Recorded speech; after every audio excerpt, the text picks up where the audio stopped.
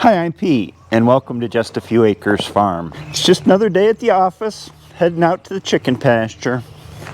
I made a mess here practicing with the excavator. We'll get to that later.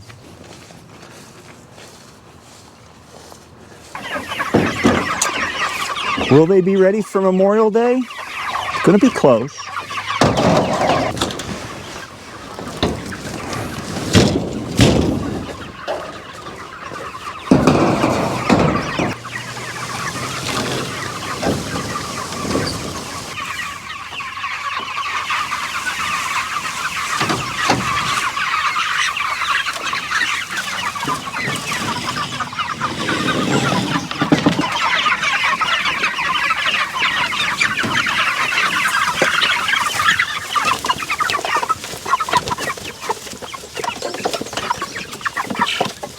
Voracious suckers, aren't they? Land sharks.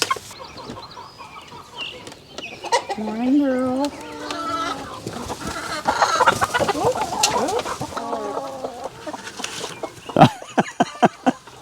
Fruity. A chicken in every pot.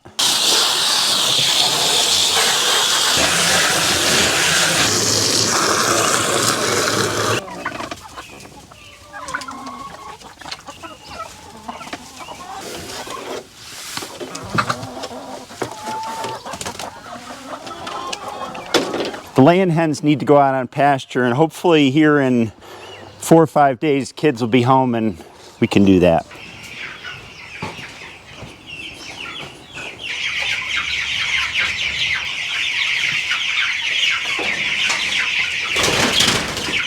These guys got to go out to pasture today, tomorrow. Yep, they're ready.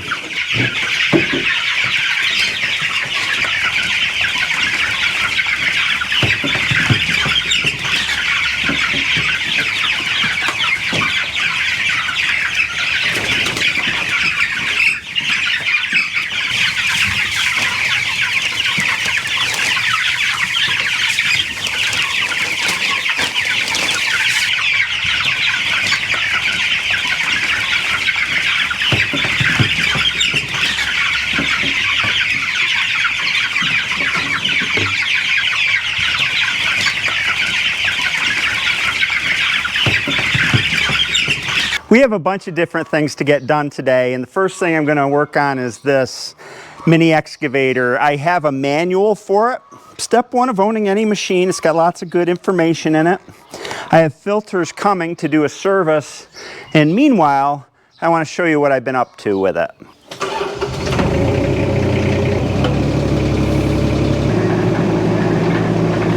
Welcome to my little sandbox for the excavator. This is where the manure pile was.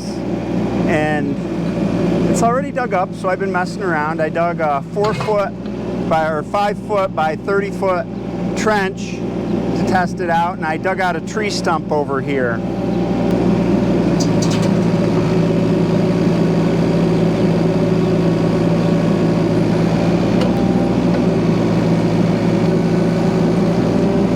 It didn't take me very long to sort of get the hang of it. I mean, I'm a beginner, but the controls came to me pretty easily.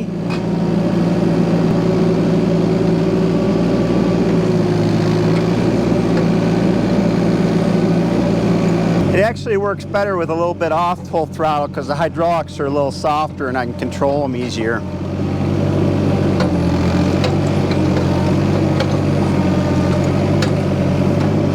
What I found by watching YouTube instructional videos, and there's a lot of them out there for this sort of thing, is that the blade can go either to the front or the back to stabilize the machine, depending on the weight of machine and what you're doing.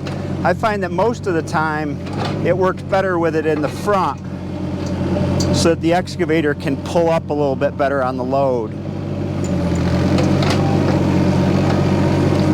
First thing is this bucket is really wobbly, and we're going to take a look at that in a minute. The second thing is rocks. We have a lot of them, and some of them are pretty big. Those are about 1 foot in the long dimension. When I was digging the deep trench, the further down I went, kind of the bigger the rocks were. I've had a lot of folks tell me that if I'm going to put in sub-drainage, I really should get a narrower bucket so I have to move less dirt, which makes perfect sense. But I think that the rocks are going to actually make it harder for me with a narrower bucket. Say this bucket's about 2 foot wide. If I went to a 1 foot bucket and I'm digging a 3 or 4 foot trench to put in sub-drainage, and I have a rock that's half buried on the side of that trench that I need to get out of there, I'm really going to have a hard time working it out, I think, with a narrow bucket, getting that rock out. What I found when I was digging the 2 foot wide trench with this is if I hit a rock, if I made multiple passes at it and kind of wiggled at it, I could get it out into the trench and then pull it out without widening the trench. I'm not sure that a narrower bucket's really going to do me any good, and moving the dirt back into the trench after I finished digging it wasn't really that big of a deal, regardless of the width of it. So that's what I'm thinking. You can let me know what you think in the comments section. Here's an exercise that I saw online that I think's been a good one. It's called raking. And what you do is you try and keep your bucket at about a 45-degree angle, and you try and just skim it along the ground. And you have to kind of open it a little bit to keep it there at 45. And what I'm doing is practicing raking the bottom of a hole so that I can dig that trench evenly down in lifts. Sometimes I'm good at it, sometimes I'm not. I think it just takes practice. The other thing I learned, which has served me well, and it kind of took to me naturally, is you want a light touch on the controls. You know, I just kind of wiggle them like this with a couple fingers, and it seems to be easier to do fine control when you're doing that. I'm sure got a lot to learn, but it's been enjoyable so far. Let's see what's going on with these pins. I guess the first thing is that the bucket needs to be shimmed to take out this side play, and I have a pack of shims coming in the mail for this. Yeah, and you can see it's on both of them. They need to be shimmed. And both pins have been cobbled on. This one's got a carriage bolt in it, and this one's got a very loose 5/16 bolt. Yeah. Somebody did a quickie repair job on it. Hey, at least they used a lock nut on the bottom. Well, that one did not get a lock nut. It's loose. Here's the other sides of the pins. They both got grease zerks in the middle of them. They've been pounded on quite a bit before.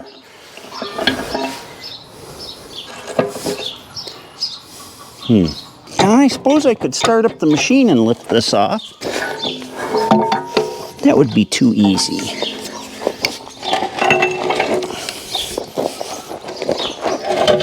It does have bushings in it. Well, the bushing's pretty loose in its bore.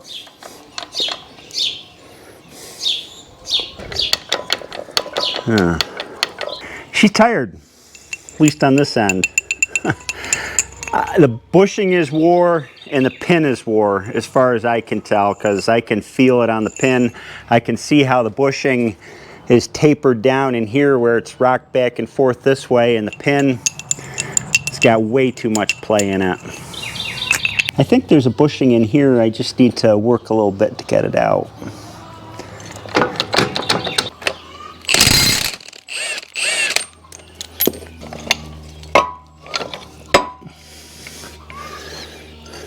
There's a couple shims there.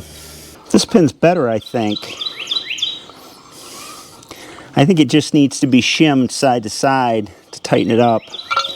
And it looks like it does have bushings, and the O-rings are still in it to hold the grease inside. Looking at things a little more closely, there's really not that much wear on the pins. I have a feeling these pins are made out of something that's really hard. And the bushings wore, which is the way it's supposed to work. So it needs a new set of bushings. I think there's 6 total. Parts have been hard to find for this. At least the usual online searching hasn't yielded a lot. It took me a while to find the filters for it. Of course, I can go to my local Case construction equipment dealer, but it's going to cost me, so I'm going to see if I can get some bushing material on McMaster car, and maybe Dad can turn them down to size if they're not the quite right size, and we can go from there. The efficient fix, money-wise anyway. Da-da-da-da. It's about the middle of the day, so that means it's time to start thinking about dinner. Most important part of the day, dinner time.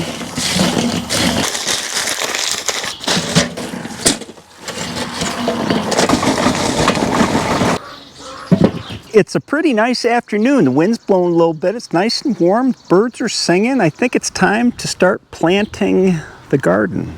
Actually, part of the garden's already planted, so we can have our first meal out of the garden. This is all we're getting for dinner. Wow, that was good. It was worth all the work. Very filling.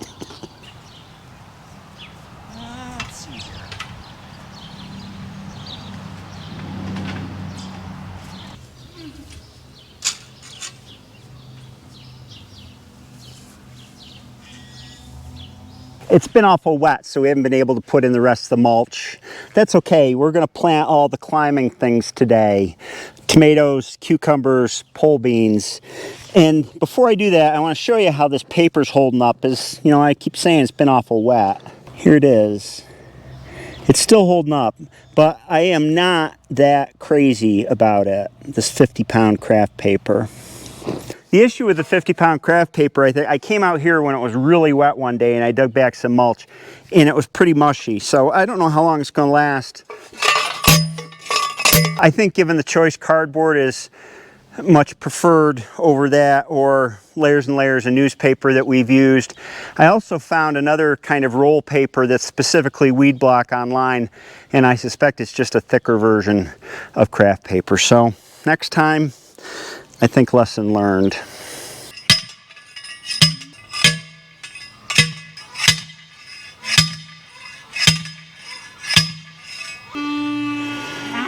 Those cattle are yelling because they want to move to new pasture, but they got to eat the potatoes and the ones they're in first.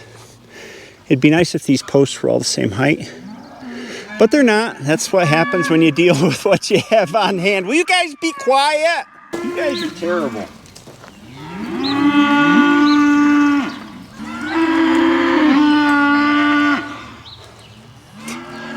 You want to talk to the manager? I thought you were the manager. I'm not the manager. Oh, I told him you were the manager.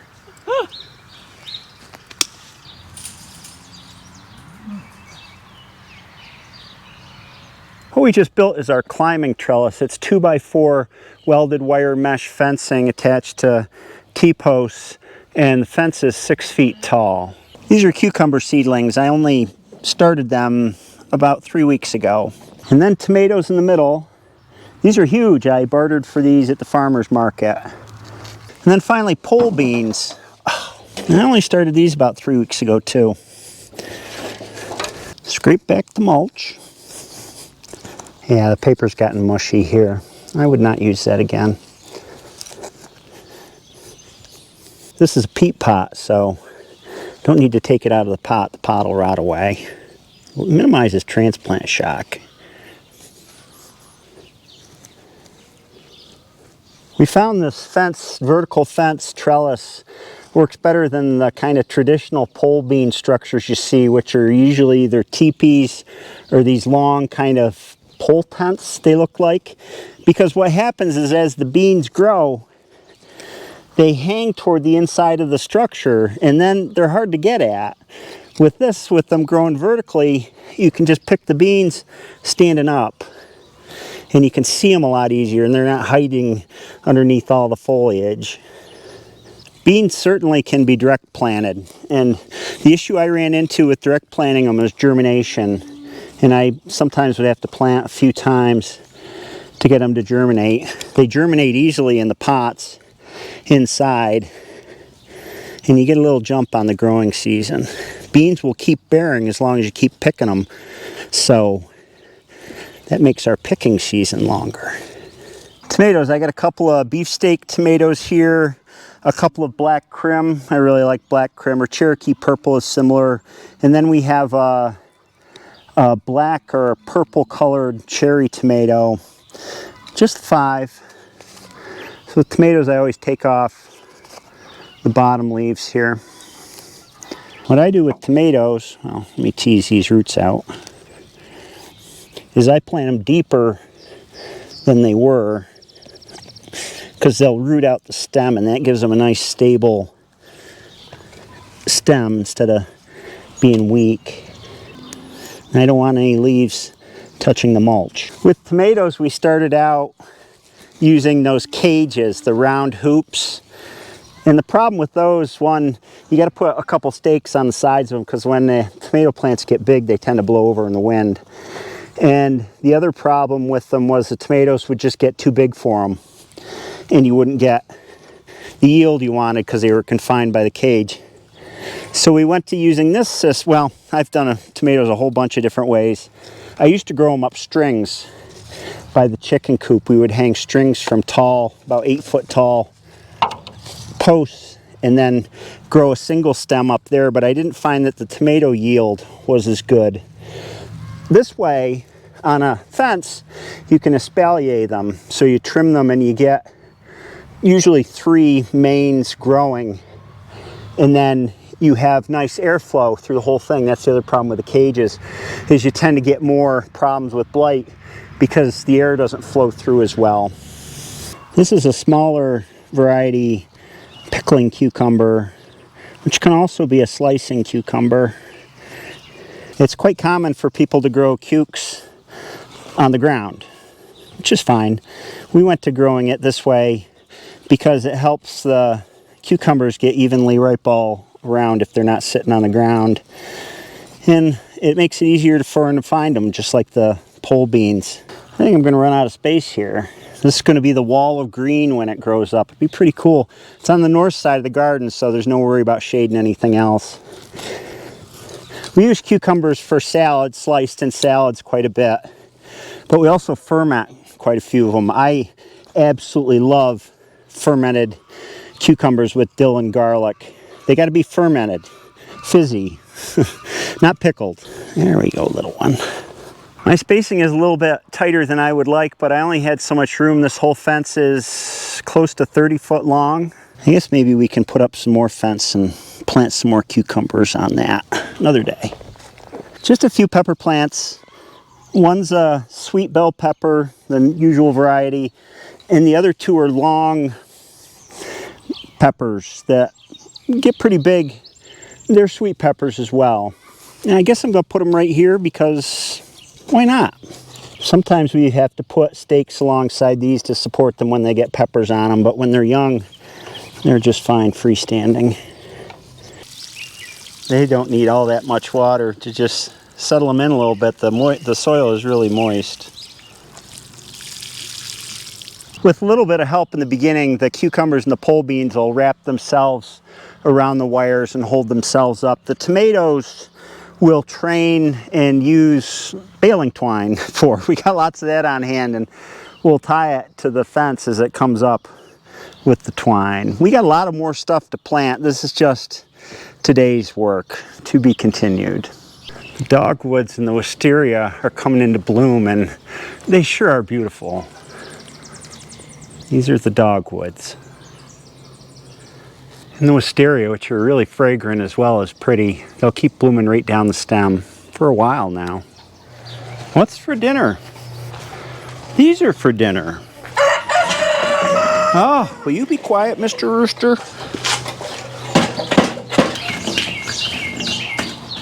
These are 1/2 pound Dexter burgers from our farm, of course. They are delicious. Seasoned with a little McCormick Montreal steak seasoning.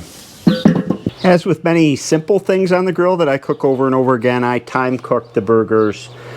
The grill had a full chimney full of coals. It's wide open running, and that takes 7.5 minutes per side on these 1/2 pound burgers for a medium rare burger. Nice and juicy.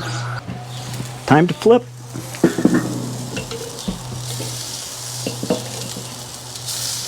When I went in to clean up, I took a look at the video I'd taken today and realized there was a whole segment that didn't have any sound. No sound whatsoever. It's one of those things that happens once in a while when you're traveling around with a camera. I had a segment with the cattle, looking at the calves and seeing how the pregnancies were going.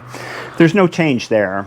Coco's still very pregnant. Her due date was today. Hopefully she'll have a calf soon. We still have 4 calves. They're all doing great. So that was that segment. I showed them a lot in the last video, so I guess I'll have to get back to them in the next one. What are you yelling about? She probably wanted a burger, but I only made 4. You can't beat burgers, especially grass-fed ones. They just have such flavor. I love them. Today was another busy day with a lot of different things. That seems to be the way it goes in the springs. Work on this, work on that, trying to keep up with everything. I hope you enjoyed this video, and I hope you have a great day. I'll see you next time.